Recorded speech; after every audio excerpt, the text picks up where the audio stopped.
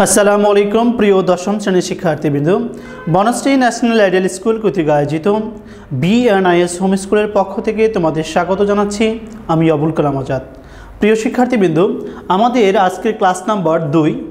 আজকের 2 নম্বর ক্লাসের আলোচ্য বিষয় হচ্ছে 71-এর দিনগুলো। এই স্মৃতিকথামূলক যে একটি বিষয় তোমাদের পাঠ্য করা হয়েছে, এখানে 131 থেকে 133 পৃষ্ঠা।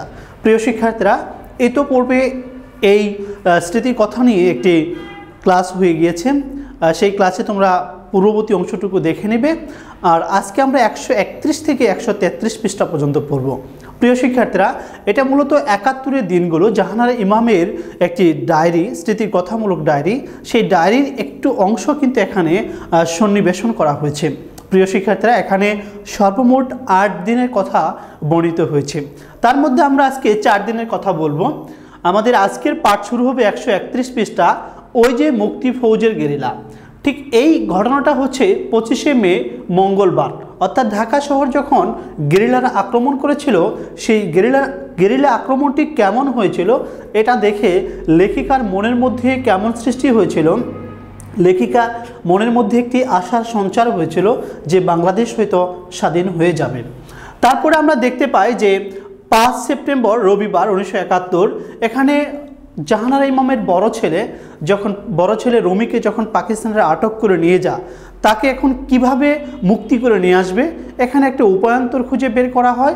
অবশেষে একবার মুক্তি করতে চায়, আবার মুক্তি করতে চায় না। অর্থাৎ রুমিকে মুক্তি করার বিষয়ে যে চিন্তা চেতনা জাগ্রত হয় জাহানারা ইমাম এবং জাহানারা ইমামের স্বামী শরীফের মধ্যে, এই বিষয়গুলো এখানে উপস্থাপন করা হচ্ছে।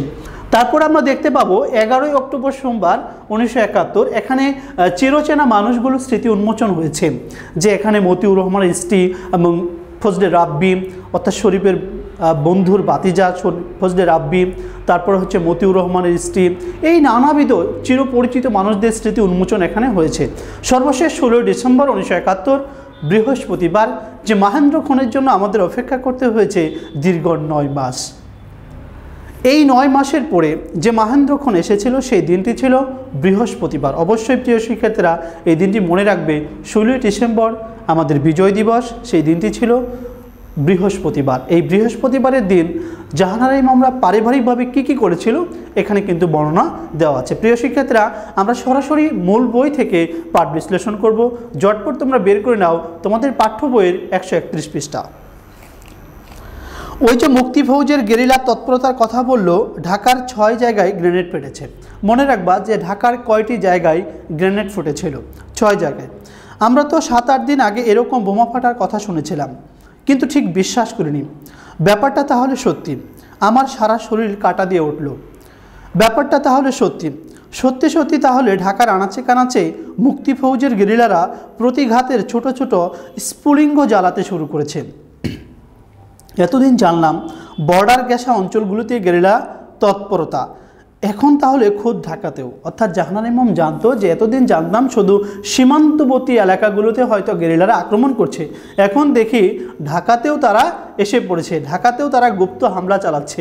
গেরিলারা কিন্তু আমাদের পক্ষে ছিল, মুক্তিযুদ্ধের পক্ষে ছিল, মুক্তিযুদ্ধের পক্ষে কাজ করেছেন।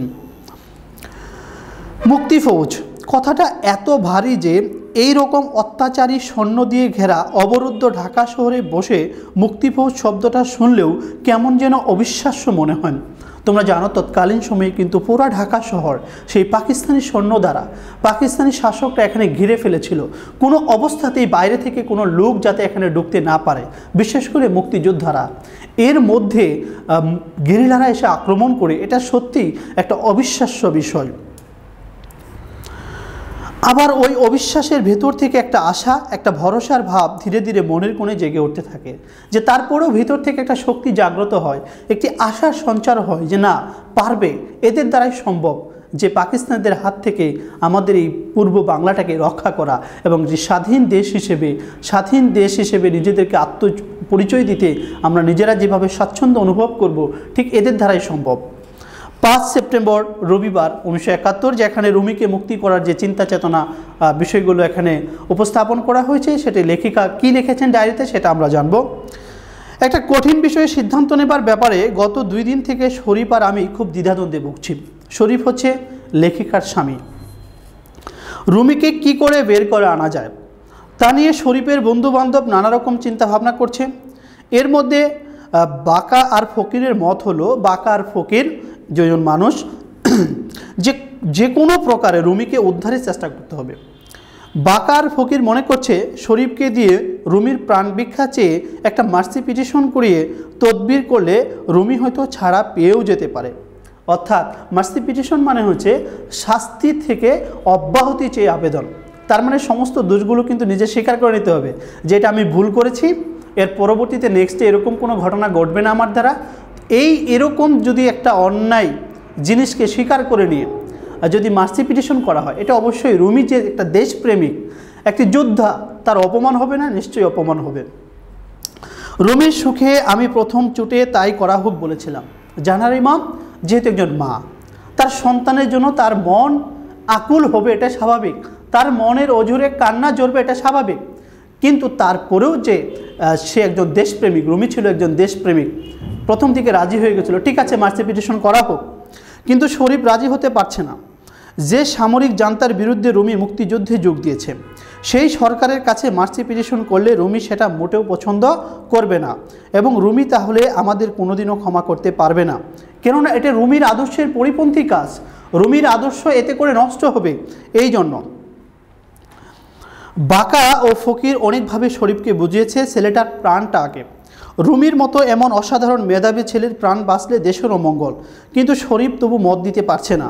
খুনি সরকারের কাছে রুমির প্রাণ ভিক্ষা চেয়ে দয়া ভিক্ষা করা মানেই রুমির আদর্শকে অপমান করা, রুমির উঁচু মাথা হেট করা।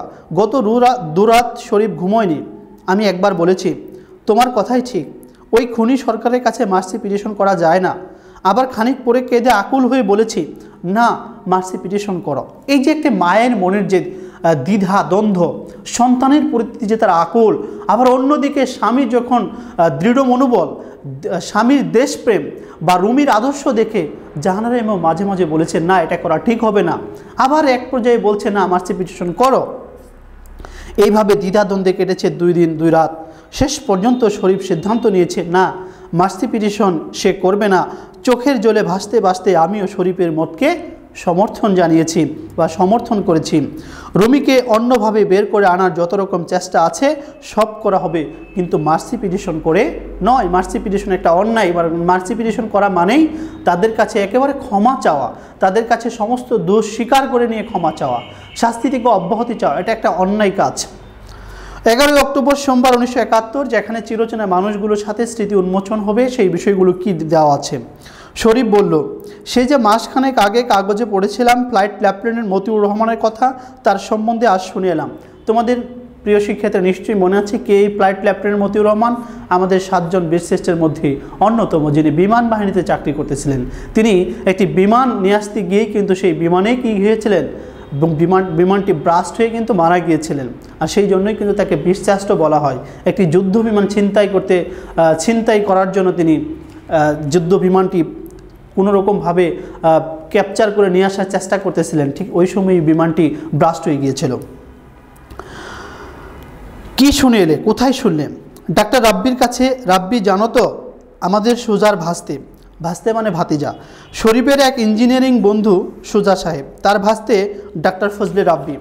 ডাক্তার ফজলে রাব্বিকে কিন্তু শেষ পর্যন্ত শহীদ অর্থাৎ বুদ্ধিজীবী যে দিবস রয়েছে 14ই ডিসেম্বর, একেবারে আমরা যুদ্ধে জয় অর্জন করব এই মুহূর্তে ডক্টর ফজলে রাব্বিকেও কিন্তু হত্যা করা হয়। তিনিও কিন্তু বুদ্ধিজীবী একজন। শরীফ বলল, আজ ফকিরের অফিসে গিয়েছিলাম, ওখানে রাব্বির সঙ্গে দেখা। ওর মুখেই শুনলাম মতিউর রহমানের ফ্যামিলি 29শে সেপ্টেম্বর করাচি থেকে ঢাকা এসেছে। করাচি হচ্ছে পাকিস্তানের জায়গা, সেখান থেকে ঢাকা এসেছে। যেহেতু মতিউর রহমান পাকিস্তানে চাকরি করতো, পাকিস্তানের বিমান বাহিনীর আন্ডারে, সে যেহেতু বিমানটি ছিনতাই করে আনতে গিয়েই তো সে শাহাদাত বরণ করে, তার পরবর্তীতে তাদের ফ্যামিলিকে তো পূর্ব বাংলায় পাঠাবে, এটা স্বাভাবিক। মতিউর রহমানের শ্বশুর গুলশানের এক বাড়িতে থাকেন, সেইখানে 30 তারিখে মতিউরের 40 হয়েছে। রাব্বি গিয়েছিল 40। মেসেস মতিউর নাকি বাংলা বিভাগের মনিরুজ্জামানের শালি মানে শেলিকা। আমাদের স্যার মনিরুজ্জামানের, অর্থাৎ জাহানারা ইমাম তখন বলল, এই যে আমাদের স্যার মনিরুজ্জামানের, তার মানে ডলির বোন? দাঁড়াও, এই বোনকে তো দেখেছি ডলিদের বাসায়, মিলিয়ের নাম? ডলির কথা মনে পড়ে মনটা খারাপ হয়ে গেল। অর্থাৎ জাহানারা ইমামের ডলির কথা মনে পড়ে মনটা খারাপ হয়ে গেল। ডলি, মনিরুজ্জামান স্যার, ওদের কোনো খোঁজই জানি না। দুটো বাচ্চা নিয়ে কোথায় যে বেশে বেশে বেড়াচ্ছে কে জানে। ওপারেও যায়নি, ওপার বলতে এখানে ভারতের কথা বলছে, যে ওপারেও যায়নি। গেলে বেতারে নিশ্চয়ই গলা শুনতে পেতাম। স্বাধীন বাংলা বেতারে বহু পরিচিত জনের গলা শুনি, তারা ছদ্মনাম ব্যবহার করে, কিন্তু গলা শুনে চিনতে পারি। প্রথম যেদিন স্বাধীন বাংলা বেতারে সালেহ আহমেদের কণ্ঠে খবর শুনি, খুব চেনা চেনা লেগেছিল। দু একদিন পরেই চিনেছিলাম সেই কণ্ঠ হাসান ইমামের। অর্থাৎ এই হাসান ইমামের কণ্ঠ কিন্তু অনেক দিন আগেই শুনেছিল, তখন তিনি ছদ্মনাম ব্যবহার করেছিলেন সালেহ আহমেদ। পরীক্ষায় কিন্তু এভাবে প্রশ্ন আসতে পারে, সালেহ আহমেদের প্রকৃত নাম কি? হাসান ইমাম। ইংরেজি খবর ও ভাষ্য প্রচার করে যারা, সেই আবু মোহাম্মদ আলী ও আহমেদ চৌধুরী আলী, জাকের আর আলমগীর কবির। গায়কদের গলা তো সহজেই চেনা যায়, রথীন্দ্রনাথ রায়, আব্দুল জব্বার, অজিত রায়, ইন্দ্রমোহন রাজবংশী, হরলাল রায়। কথিকায়, অর্থাৎ এতক্ষণ আমি গায়কদের কথা বললাম যারা গান গায়, এখন হচ্ছে কথিকায় সৈয়দ আলী আহসান, কামরুল হাসান, ফয়েজ আহমেদ, প্রায় সকলেরই গলা শুনে বুঝতে পারি। নাটকে রাজু আহমেদ, মাধুরী চট্টোপাধ্যায়, এদের সবার গলায় এক লহময় বুঝে যায়। এক লহময় মানে হচ্ছে এক মুহূর্তেই বুঝে যায়। সর্বশেষ যে তারিখটার কথা তোমাদের এই পাঠ্য বই অন্তর্ভুক্ত করা হয়েছে 16 ডিসেম্বর, বৃহস্পতিবার 1971। আজ সকাল 9টা পর্যন্ত যে আকাশ যুদ্ধ বিরতির কথা ছিল, সেটা বিকেল 3টে পর্যন্ত বাড়ানো হয়েছে। অর্থাৎ 1971 সালে 16 ডিসেম্বরের কথা বলছে, যেখানে 9টা পর্যন্ত আকাশ যুদ্ধ, অর্থাৎ আকাশে যে বিমান দিয়ে যুদ্ধ করত, সেটা যুদ্ধ একটা বিরতি রাখার কথা ছিল, কিন্তু সেটা বাড়িয়ে 3টা পর্যন্ত করা হয়েছিল। দুপুর থেকে সারা শহর ভীষণ চাঞ্চল্য, উত্তেজনা। পাকিস্তান আর্মি নাকি সারেন্ডার করবে বিকালে। অর্থাৎ আগে থেকে জানা হয়ে গেছে যে পাকিস্তান আর্মিরা আত্মসমর্পণ করবে আমাদের কাছে। সকাল থেকে কলিম, হুদা, লুলু যারা এলো, সবার মুখে একই কথা। দলে দলে লোক জয় বাংলা ধ্বনি তুলে রাস্তায় বেরিয়ে পড়ছে কারফিউ উপেক্ষা করে। পাকিস্তানি সেনারা, বিহারিরা সবাই নাকি পালাচ্ছে। পালাতে পালাতে পথে ঘাটে এলু পাথারি গুলি করে বহু বাঙালিকে খুন জখম করে যাচ্ছে। চিন্তা করো, তারা যাওয়ার সময়ও কিন্তু এই বাঙালিদের গুলি করে মেরে যাচ্ছে। খারাপ প্রকৃতির মানুষ ছিল সেই পাকিস্তানি হানাদার বাহিনীরা। মঞ্জুর এলেন তার 2 মেয়েকে নিয়ে গাড়ির ভিতরে বাংলাদেশের পতাকা বিছিয়ে। তিনিও ওই এক কথাই বললেন। বাদশাহ এসে বলল, এলিফ্যান্ট রোডের আজিজ মোটরসের মালিক খান জিপে করে পালাবার সময় বেপরোয়া গুলি চালিয়ে রাস্তার বহু লোক জখম করেছে। মঞ্জুর যাবার সময় পতাকাটা আমায় দিয়ে গেলেন, বললেন, আজ যদি সারেন্ডার হয় কাল সকালে এসে পতাকাটা তুলব। আজ শরীফের কুলখানি, নিশ্চয়ই কুলখানি বুঝতে পারো। আমার বাসায় যারা আছেন তারাই সকাল থেকে দোয়া দরুদ কুল পড়ছেন। পাড়ার সবাইকে বলা হয়েছে বাত মাগরিব মিলাদে আসতে। একে খান, শানু, মঞ্জু, খুকু সবাই বিকেল থেকে এসে কুল পড়ছে। জেনারেল নিয়াজে 90,000 পাকিস্তানি সৈন্য নিয়ে আত্মসমর্পণ করেছে আজ বিকেল 3টার সময়। প্রিয় শিক্ষার্থীরা, সেই বিকাল 3টের সময় আজকের যে বর্তমান সোহরাওয়ার্দী উদ্যান, সেটার পূর্ব নাম ছিল রেসকোর্স ময়দান। সেই রেসকোর্স ময়দানেই আমাদের পাকিস্তানি হানাদার বাহিনীরা, অর্থাৎ জেনারেল নিয়াজির নেতৃত্বে প্রায় 90,000, এখানে তোমাদের পাঠ্য বই 90,000, অনেক বই 93,000, যাই হোক তোমাদের পাঠ্য বই যেটা দেওয়া আছে সেটাই 90,000 সৈন্য সহ সেখানে আত্মসমর্পণ করেছিল। আমাদের বাংলাদেশের পক্ষে গ্রুপ ক্যাপ্টেন একে খন্দকার ছিলেন, আরও বাংলাদেশের পক্ষে ভারতের একজন সেনাপ্রধান জগজিৎ সিং অরোরা ছিলেন। এদের উপস্থিতিতে তারা 93,000 সৈন্য আত্মসমর্পণ করে। যুদ্ধ তাহলে শেষ, তাহলে আর কাদের জন্য সব রসদ জমিয়ে রাখবো? আমি গেস্ট রুমের তালা খুলে চাল, চিনি, ঘি, গরম মশলা বের করলাম কুলখানি জর্দা রাঁধবার জন্য। মা, লালু, অন্যান্যরা, বাড়ির গৃহিণীরা সবাই মিলে জর্দা রাঁধতে বসলেন। রাতের রান্নার জন্য চাল, ডাল, আলু, পেঁয়াজ ইত্যাদি এখান থেকেই দিলাম। আগামীকাল সকালের নাস্তার জন্য ময়দা, ঘি, সুজি, চিনি, গরম মশলা এখান থেকেই বের করে রাখলাম। প্রিয় শিক্ষার্থীরা, অর্থাৎ জাহানারা ইমাম পুরো 9টি মাস একটা টেনশনের মধ্যে কাটিয়েছেন, অবরুদ্ধ জীবন যাপন করেছেন। একদিকে তার সন্তানকে তিনি হারিয়েছেন, অন্যদিকে দেশের থমথমে অবস্থা, যুদ্ধ বিধ্বস্ত দেশের মধ্যে তার হৃদয়ের ভিতরে এতটুকু শান্তি বা প্রশান্তি তিনি খুঁজে পাননি। যার ফলশ্রুতিতে আমরা দেখতে পাই তার নাওয়া খাওয়া এগুলো কোনো কিছুই ঠিক ছিল না। যখন আমরা মাহেন্দ্র খন অর্থাৎ 1971 সালের 16 ডিসেম্বর অন্য মাধ্যম থেকে জানতে পারলাম যে পাকিস্তানি হানাদার বাহিনীরা আত্মসমর্পণ করেছে, তখন জাহানারা ইমামের হৃদয়ের ভিতরে একটা প্রশান্তির ভাব চলে আসলো। তখন এই শরীফের কুলখানিতে যতটুকু খাওয়া দাওয়া বা বোঝ করার দরকার ততটুকুই করলো, সানন্দে তিনি সেই দিনটি অতিবাহিত করলো। প্রিয় শিক্ষার্থীরা, এভাবেই আমাদের এই স্মৃতিকথামূলক প্রবন্ধটি শেষ করা হয়েছে। প্রিয় শিক্ষার্থীরা, এই গল্প থেকে তোমরা বেশি বেশি জ্ঞানমূলক এবং অনুধাবন অনুশীলন করবে, সেই সাথে বেশি বেশি সৃজনশীল প্র্যাকটিস করবে। প্রিয় শিক্ষার্থীরা, তাহলে আজকের ক্লাস আমাদের এই পর্যন্তই। সবাই ভালো থেকো, সুস্থ থেকো। সেই সাথে তোমাদের আরেকটি কথা বলে দিচ্ছি, সেটা হচ্ছে যে তোমাদের এই ক্লাস থেকে, অর্থাৎ ইতোপূর্বে একটি ক্লাস হয়ে গিয়েছে, তবে এটা প্রথম ক্লাস থেকে এইচডাব্লিউ দিচ্ছি। আজকের এই এইচডাব্লিউগুলো তোমরা করবে। এইচডাব্লিউগুলো করে প্রতি শনিবারে তোমরা স্কুলে জমা দিবে।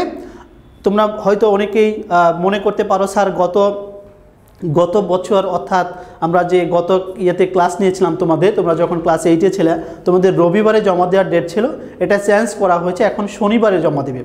প্রত্যেক শনিবারে জমা দিবে। এক শনিবারে জমা দিবে, আরেক শনিবারে খাতা ফেরত নিয়ে যাবে, এইচডাব্লিউ খাতা।